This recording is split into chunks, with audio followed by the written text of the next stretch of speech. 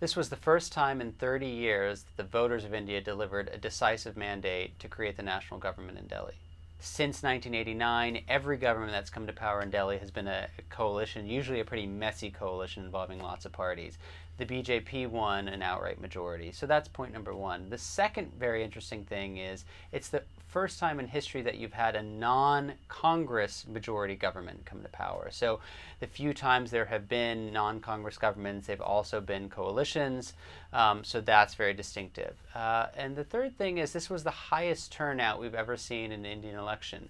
About 66.5% of Indian voters out of an electorate of 815 million turned out to vote, which is the highest ever.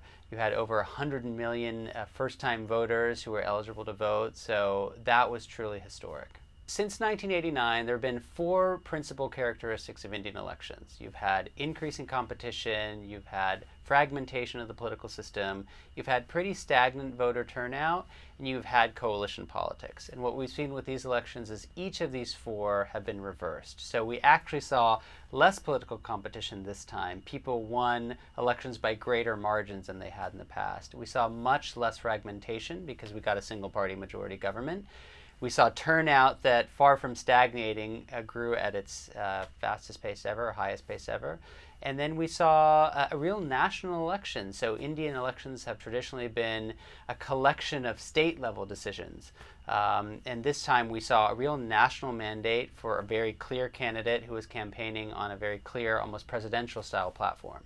There are political and economic implications of these elections. If we start with the political, we have a Congress party which has governed India for most of its 65 years of post-independence history, which has been absolutely decimated. They have only 44 seats in parliament, which is their lowest total ever.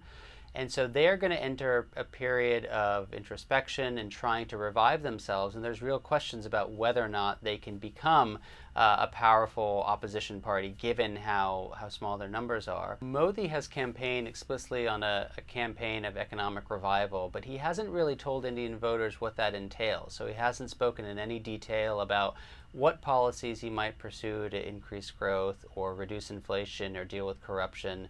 So it's very much a wait-and-see mode. And on the other hand, you also have some concerns because Modi comes from a Hindu nationalist party that there may be a revival of kind of majoritarian pro-Hindu policies that would antagonize or disenfranchise minorities, namely India's very large Muslim community. And so these are some of the concerns that people are going to be watching play out over the next couple of years.